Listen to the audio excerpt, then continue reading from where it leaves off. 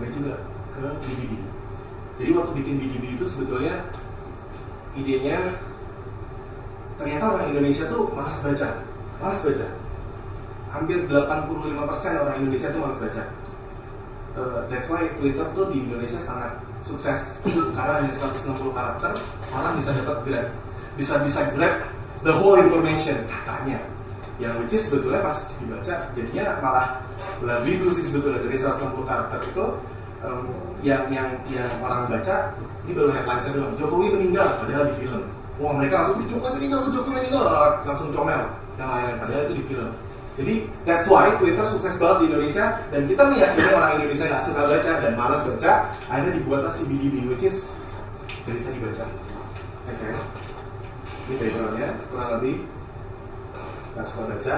Nah ini melalui BDB diharapkan orang tuh bisa dengerin beritanya dan seolah-olah dia dibacain sama orang. Ini loh beritanya gini, jadi orang lagi nyetir, orang yang lagi masak, orang yang lagi nge-gym, lagi workout gitu, ya pokoknya lagi nggak memungkinkan untuk baca berita lah. Misalnya lagi di komuter lain gitu, di bus kan goyang-goyang gitu kan, pusing kalau baca. Download BDB, di sini beritanya kita curate yang akan tampil di BDB yang sudah kita kurasi. Jadi tinggal dengerin aja sih beritanya dari BDB. Ini kurang lebih begini layoutnya si BDB. Kita ngambil beritanya itu dari portal-portal yang ada di banyak lah. Liputan juga salah satu yang kita ambil juga. Ini flow-nya kurang lebih. Liputan kita ambil, semua kita ambil beritanya. Syaratnya cuma satu, kalau nggak setuju beritanya dibacain, tinggal kirim email ke kita dan semua beritanya dari portal itu kita buang. Catatan yang kedua adalah dari sini, ketika misalnya ngambil berita dari Liputan 6, pas kita klik ini, dia akan langsung menuju ke situs source-nya. Which is kita sumbang traffic juga sebetulnya. Jadi kita sebenarnya kayak agregator gitu juga sih sebetulnya. Jadi kalau mau dibilang, wah ini gimana nih ngambil berita dari Liputan 6? Nggak juga, kita juga sumbang traffic juga dari dia. Kita mengambilkan citation-nya juga, ini ngambilnya dari Liputan 6. Dan so, itu ada juga portal Liputan 6, nanti semuanya bisa di store berita dari Liputan 6 apa aja beritanya. Ini kurang lebih dari sini kita ada kurator, freelance kurator sama intern kurator, di curate. Habis itu berita yang curate masuk ke cloud base data which is CMS-nya sendiri. Nanti habis itu dibacain sama voiceover. Sama voiceover ini dia skim reading paling lama 5 menit, biasanya sih 2 menit sih. Kita lagi push untuk 1 menit. Habis itu produksi. Ini beritanya benar-benar dibacain oleh suara manusia, bukan pakai speech generator atau something lah.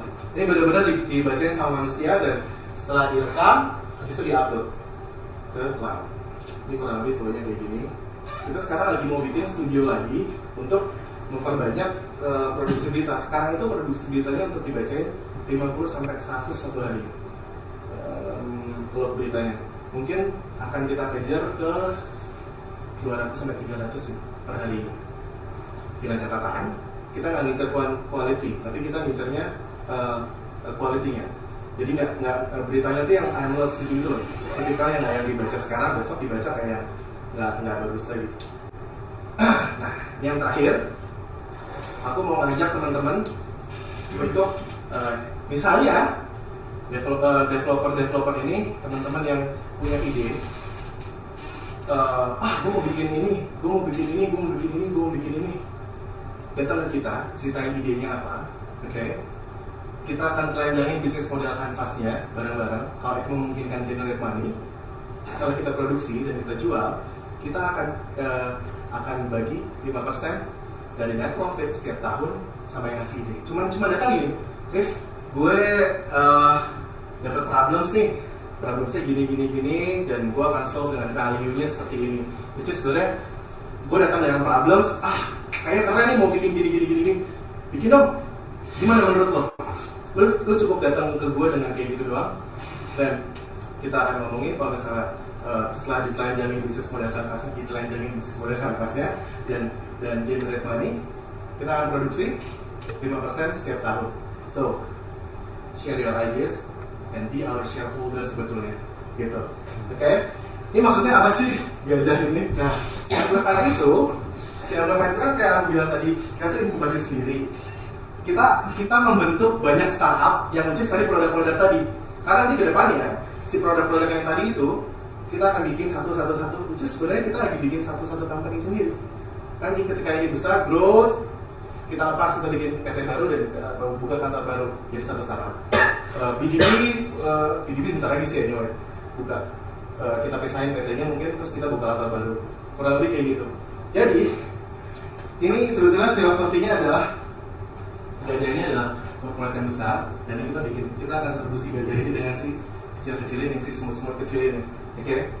Jadi sebetulnya kalau gajah fokusnya hanya ini kita fokusin. Aku mau fokusnya ke sini, tapi fokusnya itu aja. Yang ini mau fokusnya ke sini, tapi fokusnya itu aja. Jadi kita akan serbu si gajah ini dengan si startup kecil ini. Kurang lebih gitu. Terima kasih sudah mendengarkan. Kalau misalnya ada yang mau ditanya silahkan. Dan sekarang mau didemoin CMS-nya BDB oleh Bapak Riza, CTO-nya BDB. Silakan. Mau dipindahin Mas? Iya.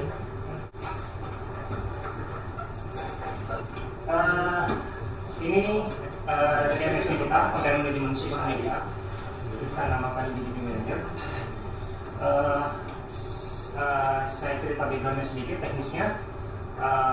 BDB Manager ini kita develop menggunakan platform yang namanya Meteor.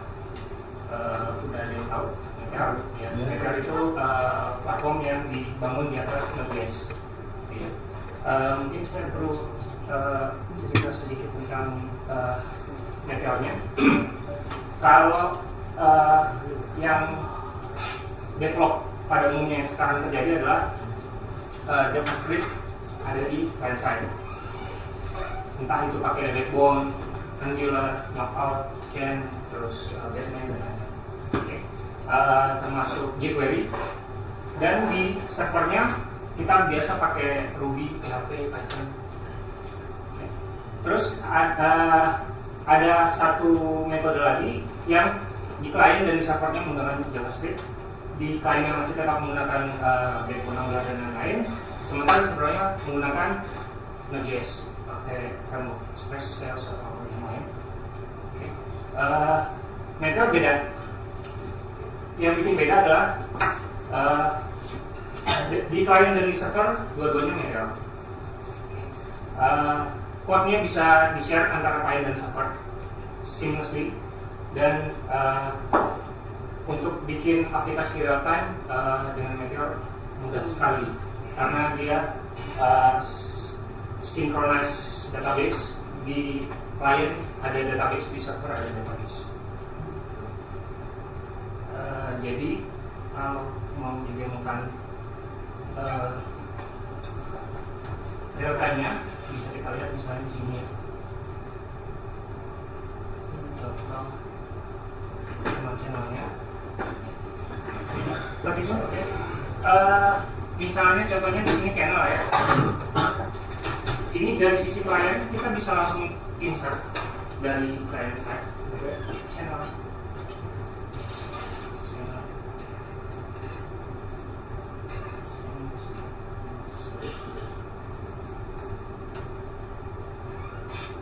Ini.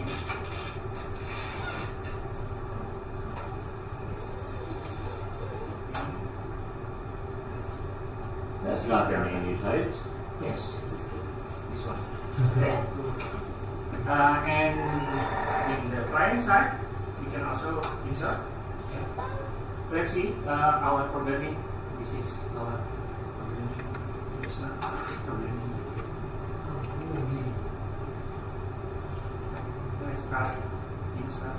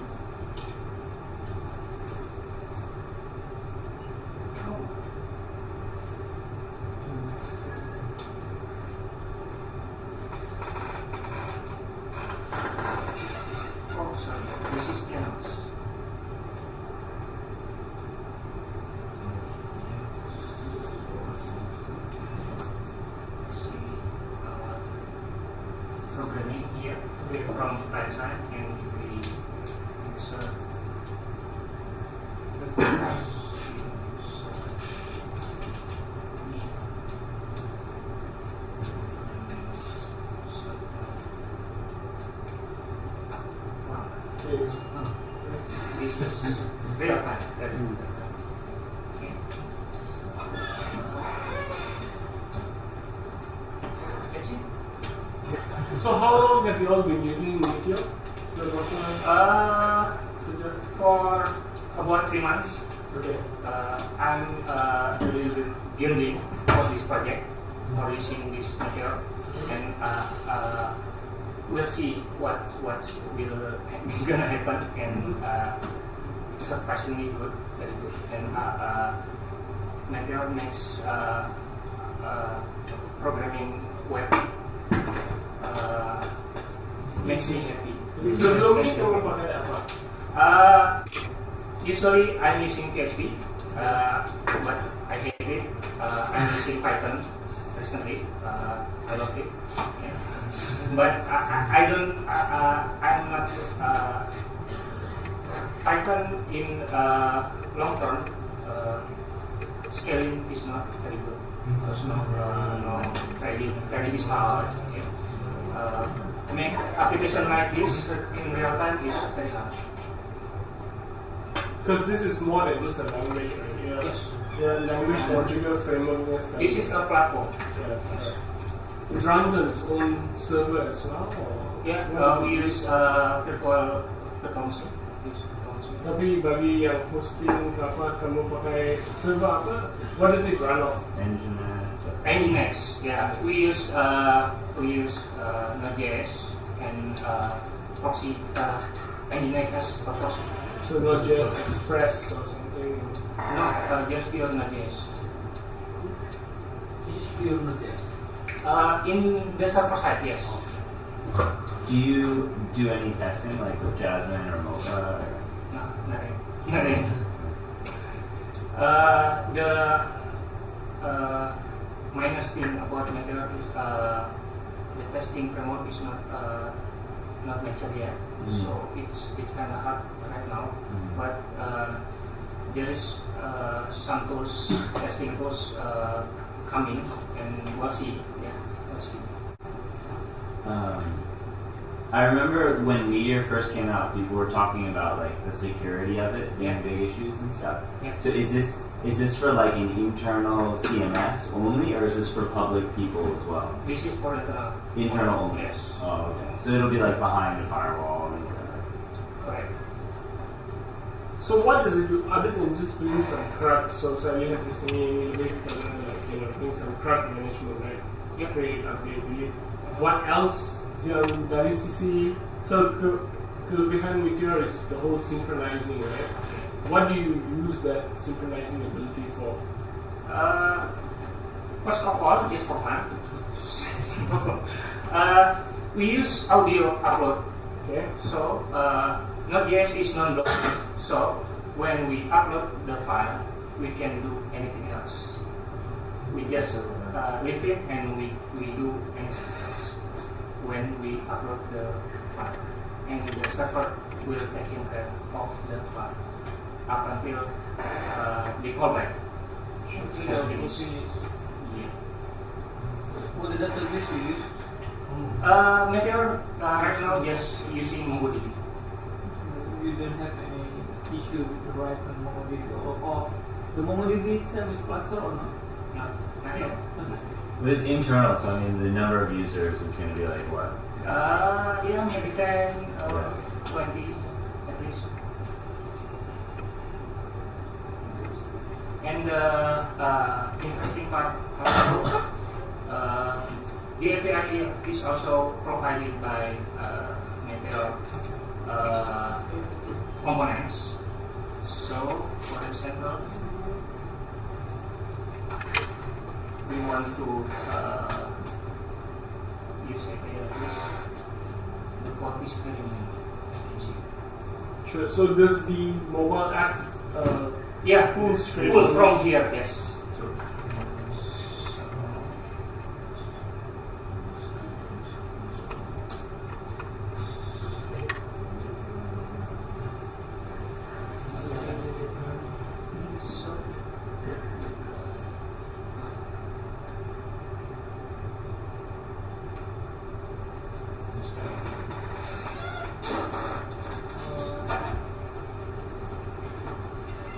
this is the API.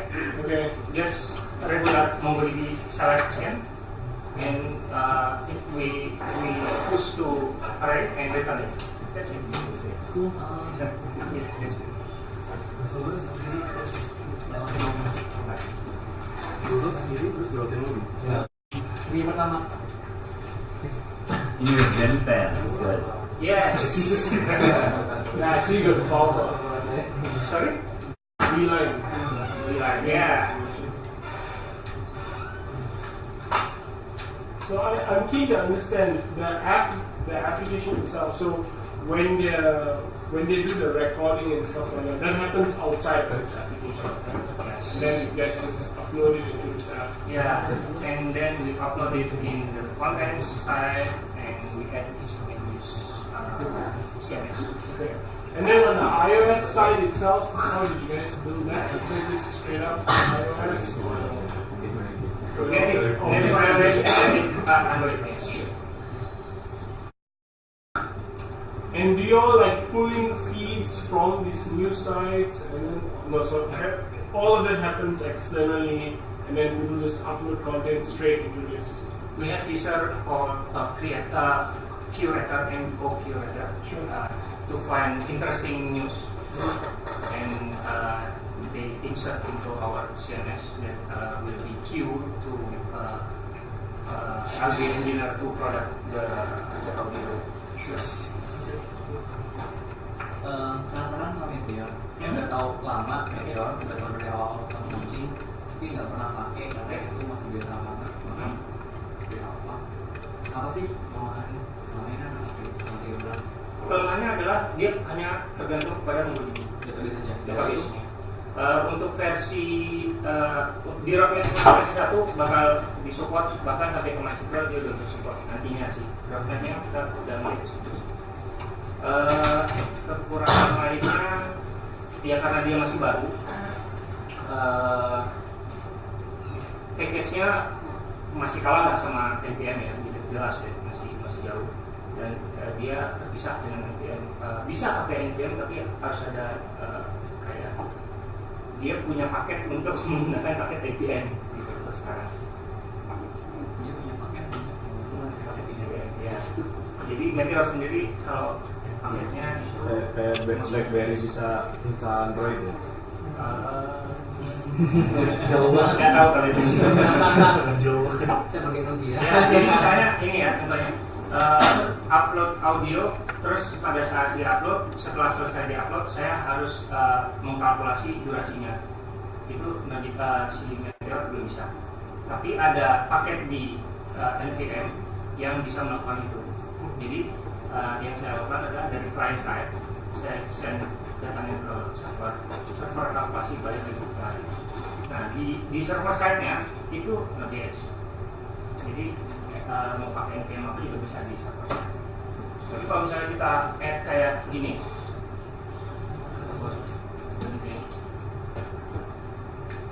ini dia lakukannya di client side dan langsung muncul di sini tanpa refresh.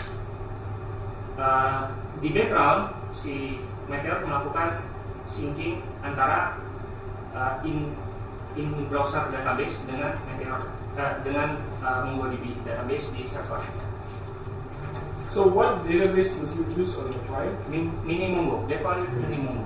Okay. The API is almost the same with Big Mongo, right?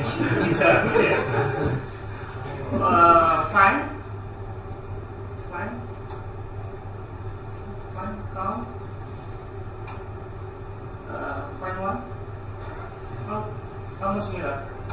Yeah, so this is like a JavaScript interface, right? Is it backed by say local storage? Yes.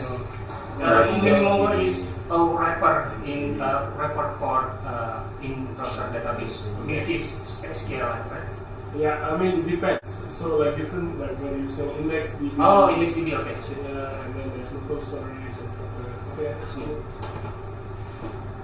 That's interesting. I mean, like, of course, the fact that you type stuff in and it works almost instantly, that's nice, right? The problem- That's easy in truly easy. Yeah. I'm amazed also. Yeah, that's that's nice. I guess the real question would be what happens when you have lots of users trying to do the same thing, synchronization and all that. I think that's interesting. It's an interesting choice of technology. Just to answer that question, looking up, Minimongo is it can run on basically any type of local store database. So it starts with IndexedDB if that's there. If that's not there, it's WebSQL. If that's not there, it uses local storage. And if that's not there, it's just in memory. So it'll go where it goes present. So, is it safe?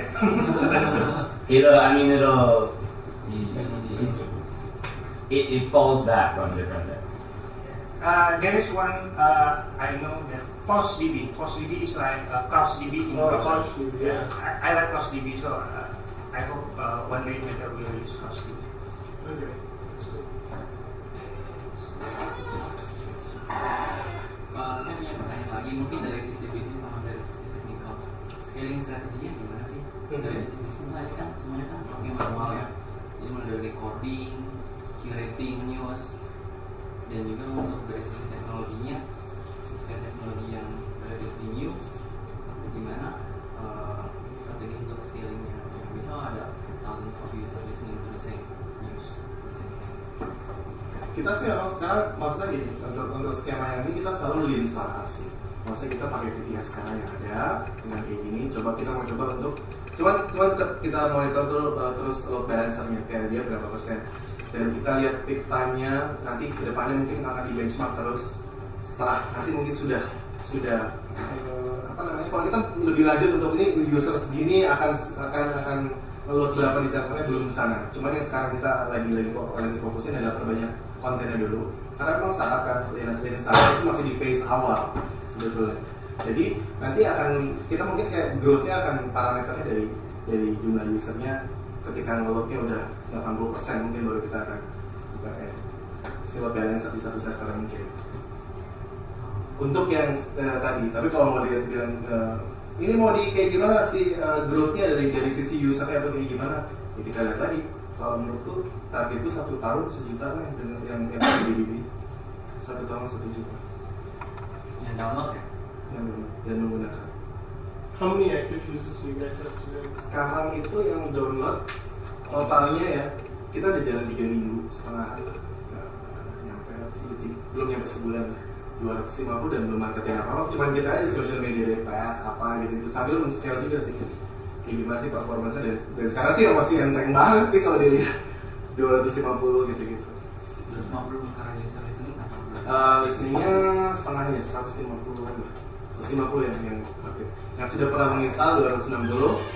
Biasanya tuh conversionnya 10%, 1% sampai 10% paling banyak. Tapi nggak tahu ini masih awal sih sebetulnya. Kalau di Android. What is the monetization strategy? Monetization. Ya kayak gini kalau monetisasinya itu, itulah pokoknya itu nanti kita akan bagi si usernya itu jadi dari free sama premium. Jadi nanti nggak ada in-app purchases di sini. Kita nanti sistemnya flow-nya adalah dari back end. Kita akan cek sistem user statusnya, apakah dia status usernya free atau premium. Which is kalau misalnya dia free, fungsi ads di dalamnya akan aktif. 5 berita didengerin, berita ke-6-nya ada iklan. Iklannya bentuknya apa? Audio, 15 detik, nggak usah lama-lama, paling banyak 15 detik. Tapi kita akan munculin itu nanti after 1 juta user. Jadi sampai 1 juta, pakai aja. Yang pertama kalau misalnya premium, ya dia bisa dengerin tanpa menggunakan koneksi internet. Karena ketika once dia play si audionya, dia langsung nyimpan catch-nya di handphone. Oke. Yang kedua, dia bisa bikin playlist. Misalnya gini, dari rumah naik ke kantor, naik mobil, aku mau dengerin berita ini. Dia langsung download beritanya dan kita langsung dengerin tanpa koneksi internet. Di rumah ada wifi misalnya, pakai wifi dulu ini dia langsung download dulu beritanya. Di jalan kita nanti ada car mode nanti versi 2.111. That's like that Unomo app. It's like the one you were using just on your. Umano. Kalau Umano kontennya adalah luar BDB kontennya lokal. Dan nanti ke depannya ada itu BDB Bandung, BDB Cirebon, BDB Jogja. Jadi bayang lah scale akan kayak gimana. Jadi gitu. Nah ini satu juga nih tips sering-sering lihat top rated apps di Play Store atau App Store, kemudian cara pikirnya adalah lokalin, di localize konten. Yang nggak bisa itu adalah di localize ke Indonesia. Habis itu datang ke gue, gitu kan? Tetap kerja di kantor tetap juga, tapi dapat dari sini kan 5% ambil dulu, gitu kan? Lumayan nih, 2M 5%-nya berapa tuh? So you guys are sekarang tengah buat all the audio stuff, right? And so you distribute the content through your app. What if there was a way for us to add a widget to all the articles that you guys use that would play the audio from our website? Itu nanti roadmap kita itu untuk bikin plugins web ya. Ya, Chrome extension or Firefox extension. User can request news they want to hear. Okay, so but instead of doing it as a Firefox or Chrome extension, since you're already taking it from the publishers, if publishers are interested, we could embed the widget directly on the page. I mean, I don't know. It's a shame Agung is in the room. Cuma nanti ke depannya itu memungkinkan untuk banyaknya prokurator yang which is kayak misalnya lo lagi browsing dan ceritanya bagus banget nih, ada widget yang di atas itu, klik, lo secara tidak langsung lo harus register dulu untuk jadi prokurator. Ketika lo klik itu beritanya masuk, kalau beritanya dibacain nanti ada fee-nya juga betul. Satu. Yang kedua, kalau misalnya lo voice over artist, nanti ada juga CMS akan kita buka untuk publik untuk yang menjadi voice over artist freelance. Jadi lo coba sediain atau kayak gimana, atau nanti kita akan sediain mikrofon after lo bacain berita mungkin 400 berita atau 500 berita, kita kirim mikrofon secara gratis. Mikrofon USB, nggak perlu shortcut yang macam-macam, dan nanti ada trainingnya. Bikin gitu. Bisa nanti sekarang itu ya yang baca berita tuh satu berita itu yang baca tuh kita kasihnya tuh 4.000 rupiah satu baca. Jadi kalau misalnya lo lagi parkir di Sevel gitu ya, misalnya ke Sevel lagi parkir gitu, terus pulang dari Sevel, nggak ada duit buat parkir nih, ada 50.000 kan, nah kantor kita ada cerita, ya dapat 4.000, baru cuman kayak gitu lah, intinya 4.000 dan 1 jam itu bisa produksi ya sekitar 10-15 berita. Bayangin aja, 1 jam 15 berita kali 4.000, 1 hari 8 jam kerja kali 20. Jadi untuk voiceover artist aja itu sebetulnya kalau misalnya dia full time itu bisa dapat minimum sampai 7 atau 8 juta. Jadi lumayan banget sih sebetulnya. So if we wanted to just buy the service from you guys, so say for example, say all our articles are popular, we want it transliterated daily. We need it, so we've got a list of our top articles, so we know people read a lot, right? So you guys curating, we will just provide you all with a feed, and we expect once an article goes into the list to be transliterated, have the voiceover come out within an hour or 2. Would that be possible? Yes. Would you guys be able to handle that? Ya, tentunya juga. Kita akan expand ke sana sebetulnya. Nanti sekarang kita ambil aja gratis saja. Apa kalau yang mau dibacain gitu. Nanti ada mau lebih lanjut kalau mau. Yeah, I think it's interesting because I don't know about the app itself. I know Johnny uses Shimano, he likes it. I tried the app. Johnny mana Johnny? Johnny.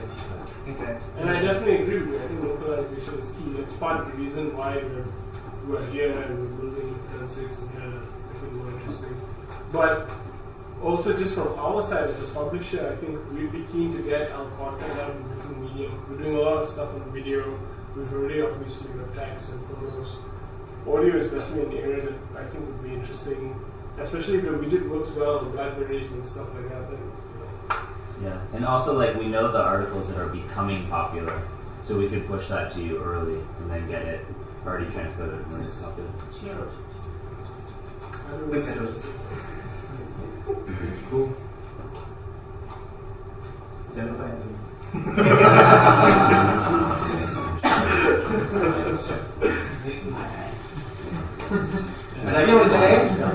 So there's also a competing app, right? Baca Berita. Gabe. Yeah. How do you guys try with them?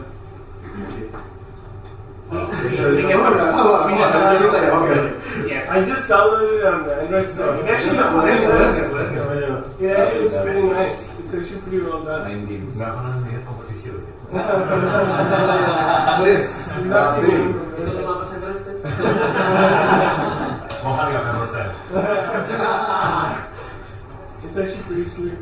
It's well done as well. tapi ini masih baca dari sini. Yang audionya mana? Alright. Yeah. This is not it. This is only proton news. This is just an aggregate video. Kayak news loop gitu-gitu kalau itu aku ngeliatnya. Ada nggak? Ada nggak tahu sih kalau dia ngomongin sama dia. Kan? Kan udah. So the only other comment I have about app, like now there's, when you aggregate the content, there's no way to see where the source is from. I guess bila kita lihat dalam daftar, right? There's no like logo anything. Nah, sebetulnya itu sebetulnya ada, cuma nanti kita kan masa tiap minggu akan ada update terus.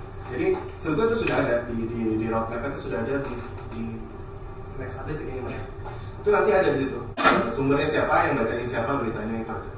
Jadi tetap kita cantumin sih gitu. Dan dibacakan juga Jakarta liputan 6 baru berita. Aplikasinya kan ini kan rata-rata mobile apps ya. Nah, boleh minta bagi pengalamannya nggak sih? Apa aja sih kesulitan secara teknis develop aplikasi mobile apps ini? Cari programnya susah. Cari programmer mobile susah. Program apps yang paling susah kita itu namanya Crash. Itu karaoke. Jadi kita nanti pakai iPhone sama Android, colokin headset, ada mikrofonnya di situ. Di sini semuanya ada list lagu karaoke, semua lagu karaoke Indonesia, lagu Indonesia. Pas diklik kita nyanyi biasa. Tapi nyanyinya itu experience-nya tuh bukan nyanyi kayak di karaoke itu. Kita bikin kayak gamification itu. Suara kita tuh ada parameternya. Kalau suara kita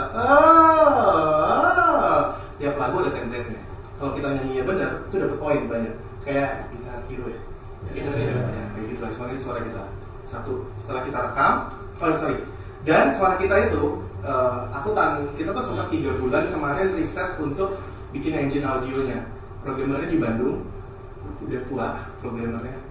Gue udah nyari sekitar ke 2-3 kota dan gue cocok sama programmer ini karena dia freak audio. Kalau bisa dibilang ini orangnya geeknya tuh geek audio karena kita ngitung bener-bener dari frekuensi itu satu, kita milih file audionya yang bagus apa. Kemarin kendalanya hanya gimana caranya bikin suara kita tuh tercapture dengan baik dan suaranya jadi bagus. Ada satu company di US namanya Waves, itu dia punya plugin saya yang udah tinggal kita pakai aja. Kita sempat minta quotes ke mereka dan mereka nawarin 1,5 M hanya untuk engine-nya aja. Sempat desperate kayak kayaknya nggak mungkin dia bikin ini. Tapi suaranya jelek atau kayak gimana? Ketemu si orang Bandung ini, gue cerita sama dia, ngomongnya kayak gini. Oke, 3 bulan. Dengan catatan katanya gue harus sering kesana karena gue QC-nya sebetulnya audionya gue mau seperti ini, dan ternyata hasilnya luar biasa, lebih bagus dari yang Waves punya. Rencananya after ini jadi kita akan patenin itu, kita jual ke Waves. Lu mau beli nggak? Yang aja. Nah itu sih karaoke tadi itu lagunya Indonesia semua. Setelah kita nyanyi di situ dengan experience game tadi, suara kita akan bisa langsung di share di SoundCloud, di Facebook, di Twitter, semua orang bisa. Jadi fenomena yang sekarang ada ketika kita naik motor sebelah kiri kanan ada cewek pakai kerudung, pakai helm dan dia nyanyi lah, terus kita liatin dan dia liatin kita dan dia balik lagi dan dia nyanyi lagi, itu akan makin gila nanti pas ada apps ini. Jadi harapannya seperti itu kurang lebih. Itu yang paling aku bisa cerita. Si crashing agak susah sih karena risetnya lumayan lama 3 bulan dan kayak yang aku sering ke Bandung gitu. Tapi akhirnya sudah terlalu. Nanti mungkin ada problems lagi pada saat nanti ini akan nge-fetch datanya dari cloud gimana biar cepet kompresi audionya. Tapi untuk kompresi audio udah nggak masalah sih. Pas trial nanti pas mungkin force testing untuk di fase akhir itu yang akan mungkin ada masalah. Aku dan membaca mungkin akan ada masalah pas ngambil datanya. Sedikit. Okay, last question. Anyone? No? Thank you very much. Yeah, thanks a lot.